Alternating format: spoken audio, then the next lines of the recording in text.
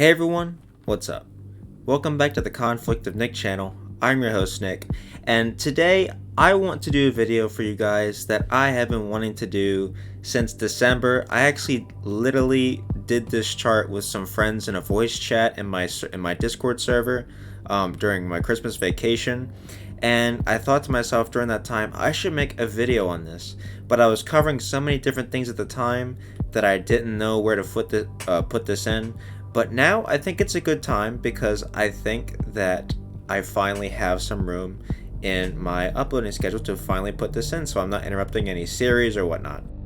So basically what I'm doing today is I'm going to be doing a tier list of every unit in the game and why I think they deserve to be in the tier they are, from S tier to F tier, which is bad, so best to worst. And obviously this is my opinion. Everybody has different opinions, so don't take it personally. Don't think that this should change your play style in the game or what you like to do personally. Again, this is just my opinion and what I like to use in the game, why I like it, what I think it does well, what I think units don't do well, stuff like that. So why don't we get right into the video.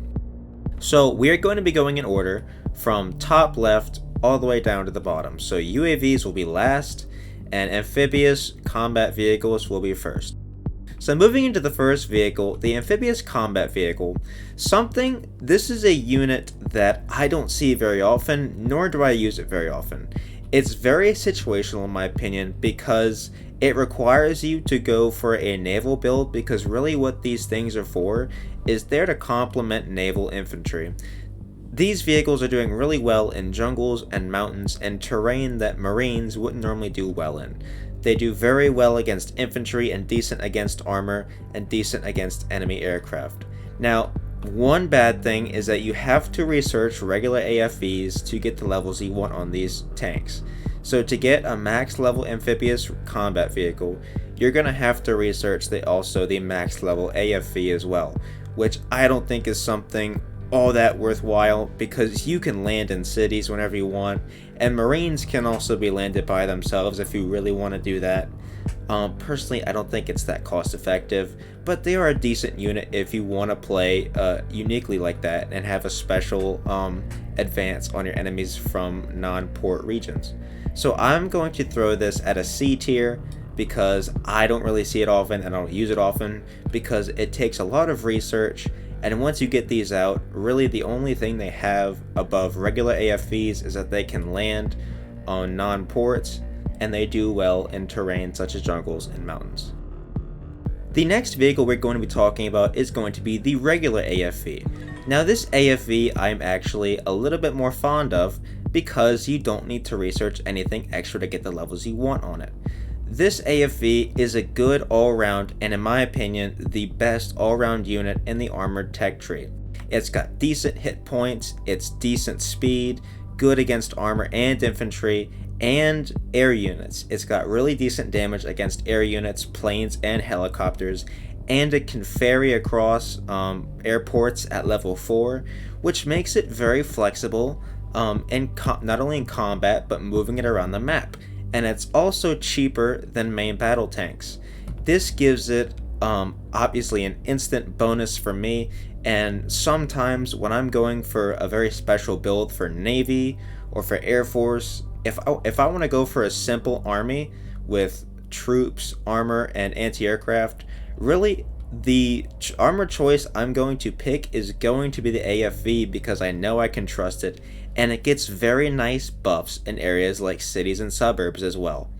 It gets a lot of buffs in desert especially, and there's a lot of that around, and overall the buffs are nice. It rarely gets any debuffs, and I think it's one of the best all-round units in the game for armor wise, and because of that I'm going to put it at an A tier because it just fits the capabilities that you would want with an armored vehicle. It's a good all-rounder. Next up, we have Airborne Infantry. This is another unit I don't use too often, nor do I see it too often, but I really do like some of its abilities. However, it also has its negatives. One good thing about airborne units is that you can air assault behind enemy lines and take strategic points without having to move through land beforehand. So say your enemy has a lot of jungle and mountains or defenses lined up in front of a city, you can simply airborne units go over all of those defensive positions or land that you don't want to go through and land in the city. And they will do decent attack damage, especially in cities, and really what they're for is securing strategic targets behind enemy lines. Now, one bad thing is that they are super slow on the ground. They literally walk, and you have to have airfields if you want to air assault. You can't just air assault from anywhere, and so it makes them very limited. You have to have a lot of airfields, and you have to make sure you're getting them where you want to, when you want to get them there. And they're very situational because they can easily get shot down while they're in the air. They're very vulnerable. They're very slow while they're in the air, and really they're only meant to take strategic targets, in my opinion, take enemy airfields, destroy enemy positions behind the lines, stuff like that. So I think they're really good for specific situations, but not all around a great unit. They also require a couple special buildings, and really some other infantry can just do their job better. I'm going to put these at a D tier. Now we're going to one of the more popular units in the game. It's going to be the Air Superiority Fighter. Now, there's a lot of things that this plane does that I really like. This plane is great at taking down enemy helicopters, enemy planes, and it can even take down enemy fighters. This plane is one of the best in the game, in my opinion, because of what it simply can do.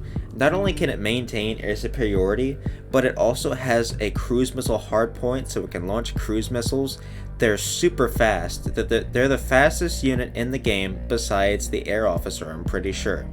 And what they also can do is they can scout, they're maneuverable, and they're flexible. They're able to cover your units from the air.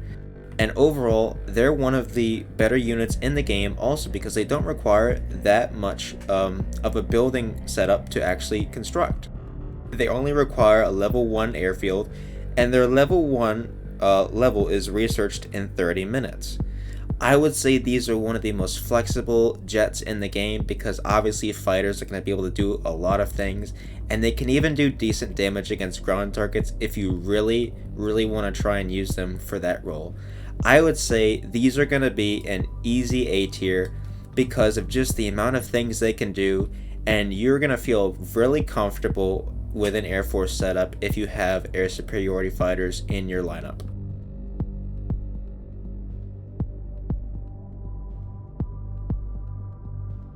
The next unit we're going to be going over is yet another one that I don't use very often, nor do I see it very often. It's going to be ASW Heli. Now, what I don't like about this thing right off the bat is that there are units that can simply do its job better. In pub matches especially, naval patrol aircrafts are going to do their job a lot better. Why? MPAs have a very much larger sonar radius than the helicopters. They're faster, they have a range that can traverse most of the map, and overall they can do more things that the ASW Heli can't. MPAs also get 2 cruise missile hardpoints.